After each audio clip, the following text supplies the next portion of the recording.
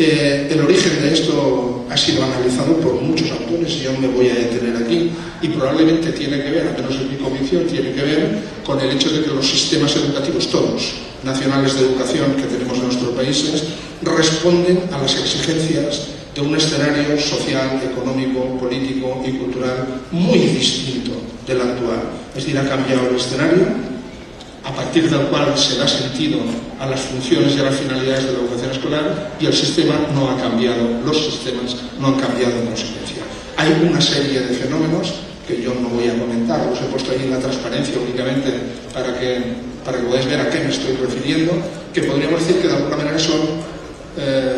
causas distales, ¿verdad?, de este fenómeno de pérdida progresiva de sentido. Aspectos como la globalización, la mundialización, no de la economía solo, sino de la cultura, lo cual tiene unas implicaciones mucho más importantes desde el punto de vista educativo, los cambios demográficos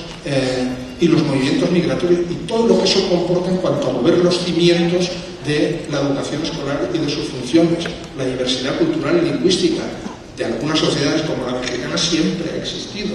y es obvio y siempre se ha aceptado, pero de otras que no se aceptaba, yo creo que también existía, y además hoy en día ya es innegable, porque los movimientos migratorios han llevado a esta diversidad cultural y lingüística, que es otro de los elementos que ha socavado algunos de los principios básicos de la educación escolar. El tema, digamos, de que la cultura o se convierte en un espectáculo o deja de ser consumida. Digamos, al final, la sociedad de consumo, digamos que hemos pasado de una economía de consumo a una sociedad de consumo, y la cultura se ha convertido en un objeto de consumo, con todo lo que eso supone también desde el punto de vista de la función de transmisión cultural de la escuela, la rapidez de los cambios. ¿Cuántas veces hemos oído el discurso de que es muy difícil decidir en la escuela qué hay que enseñar o que hay que intentar que los alumnos aprendan, porque continuamente los cambios científicos, tecnológicos generan nuevos aprendizajes? Yo creo que eso no es cierto, pero bueno, es un discurso que también está, digamos, ahí instalado. O la pérdida de referentes estables de la sociedad actual, digamos, lo que Bauman, algunos sociólogos llaman, digamos, la sociedad líquida, ¿verdad?, del posmodernismo, digamos, la falta la ausencia de referentes claros de a dónde vamos como proyecto social y proyecto evolutivo. Todo esto ha llevado, digamos, a que efectivamente se han movido los cimientos, digamos, de la educación escolar. Pero sin llegar ahí, hay otras causas que muchas veces también han sido analizadas, yo tampoco me entendré en ellas, pero que merece la pena señalar, digamos, mucho más cercanas al ámbito educativo y que todos hemos experimentado y experimentamos como docentes, ¿no? El fenómeno de la desresponsabilización social progresiva de la educación,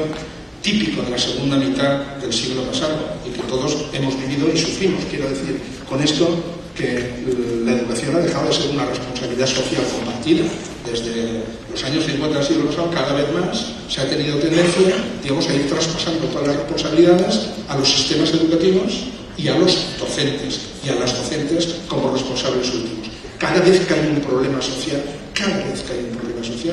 no sé si estarán de acuerdo conmigo, supongo que sí, cada vez, si es un problema, la culpa la tiene la escuela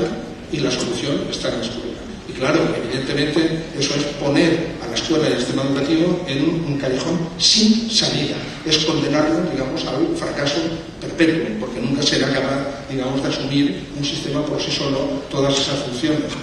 El incremento desmesurado, a mi juicio, de expectativas depositadas en la educación escolar que sitúan a la educación en esta postura o en este contexto de fracaso, digamos, casi necesario y anunciado. Todo esto, decimos que continuamente hay nuevas necesidades de formación y de aprendizaje. Cada vez hay más conocimiento y cada vez es más importante transmitir nuevos conocimientos, formar a los estudiantes en nuevas capacidades. Las dudas sobre la relevancia de algunos aprendizajes escolares, todos tenemos también esa experiencia, todos tenemos como la sospecha, no muy clara y no muy identificada a veces, pero la sospecha de que muchas de las cosas que intentamos que los estudiantes aprendan, pues a lo mejor no son muy relevantes, ¿no? Pero bueno, pues están ahí y como siempre han estado ahí, y en cambio todos tenemos la sospecha de que algunas cosas que sería muy importante que los estudiantes aprendieran, incluso muchas de las que saben y nos negamos a ver, digamos, deberíamos trabajarlas, y en cambio, digamos, por ahí no están. O la crisis de la función de transmisión del saber y del conocimiento que todos los profesores hemos vivido en primera persona. La escuela, la educación escolar, la función del profesor está fundamentada sobre un principio, que es que la escuela como institución y los profesores como colectivo legitiman el conocimiento que se transmite. Esto ha sufrido un cambio radical en los últimos años y que además se cuestiona más la legitimidad, al menos única, de la escuela como institución constructora y transmisora del saber y de los docentes. En definitiva, digamos, esto a lo que ha llevado es a esta situación del fenómeno este, que se conoce como no de pérdida total, pero sí de desvanecimiento, desdibujamiento, de pérdida relativa del sentido de la educación escolar, que se manifiesta de muchas maneras. También aquí algunos ejemplos, porque todos tenemos muchísimos. Los reproches por el incumplimiento de las expectativas. Yo no sé aquí en México, porque no sigo la prensa, pero en mi país casi nunca se habla de la educación, excepto cuando hablan los políticos, que dicen que es muy importante, no en el momento de los presupuestos, entonces suele haber otras prioridades, pero sí en los otros momentos, o bien para decir todas aquellas cosas que no funcionan.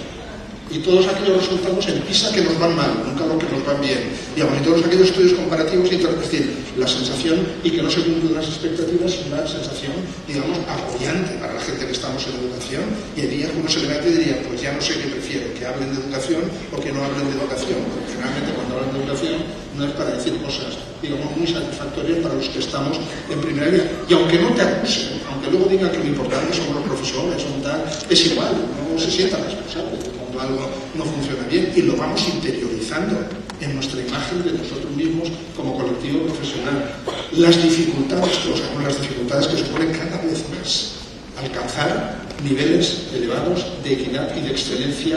con un cierto equilibrio. Y todos sabemos los debates que hay sobre si sí, en las políticas públicas hay que apostar por subir la excelencia porque eso ya traerá la equidad, o por apostar por la equidad como... Pero en cualquier caso es obvio que es difícil llegar al mismo tiempo a niveles elevados de equidad y de excelencia, que son los dos ingredientes fundamentales de la calidad de la educación en todos los niveles educativos, pero sobre todo en la educación básica. Las manifestaciones de desinterés de un sector del alumnado, cuidado, no solamente de aquellos que se niegan o que fracasan en la escuela. Hay estudios que empiezan a demostrar otro fenómeno aún más preocupante, y es que muchos de los buenos estudiantes aprueban, que sacan buenas notas, buenas calificaciones, cuando realmente se les pregunta, digamos, por lo que han aprendido, y dicen, bueno, sí, pero que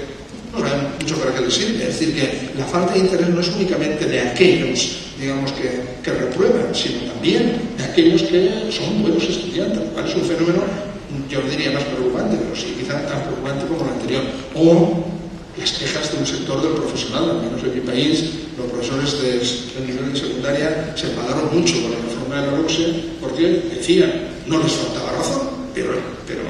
decían que había que hacerlo, pero no les faltaba razón de que cuando se amplió la escolaridad obligatoria hasta los 16 años, de los 14 a los 16 años, y se tuvo que empezar a atender en el nivel de las enseñanzas medias a todos los alumnos y alumnas, los brillantes y los menos brillantes, los mejores y los peores,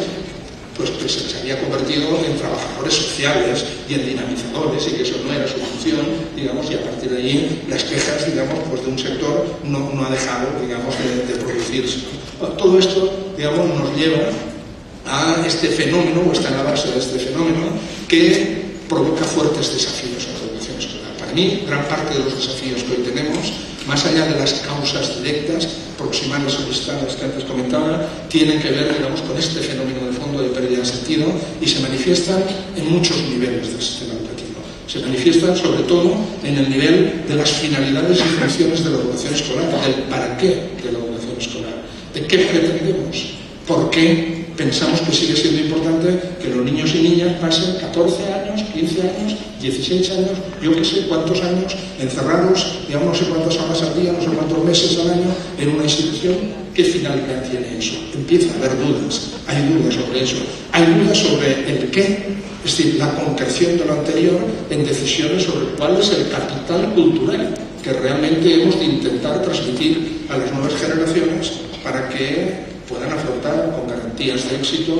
los desafíos que nos planteará el futuro, ¿no? Y también hay dudas sobre el cómo. Yo no voy a tratarles dudas sobre el cómo, porque voy a centrarme, digamos, más bien en el para qué y en el qué, pero las dudas sobre el cómo son igualmente importantes, sobre todo a nivel de metodología didáctica que plantea este fenómeno.